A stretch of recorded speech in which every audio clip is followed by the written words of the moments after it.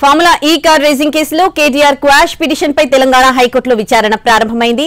కేటీఆర్ తరపున వాదనలు వినిపిస్తూ ఉన్నారు supreme court senior lawyer Siddharth Dave.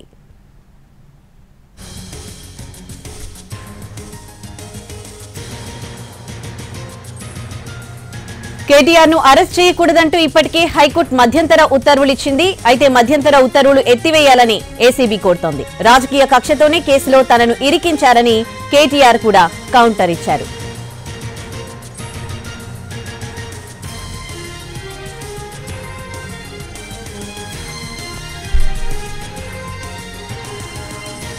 Formula ఈ కార్ రేసింగ్ కేసులో కేటీఆర్ వేసిన క్వాష్ పిటిషన్ పై తెలంగాణ హైకోర్టులో విచారణ ప్రారంభమైంది. కేటీఆర్ తరపున వాదనలు వినిపిస్తూ ఉన్నారు supreme court senior lawyer Siddharth Dave. KTR ను అరెస్ట్ చేయకూడదంటూ ఇప్పటికే హైకోర్టు మధ్యంతర ఉత్తర్వులు ఇచ్చింది. అయితే మధ్యంతర ఉత్తర్వులు ఎత్తివేయాలని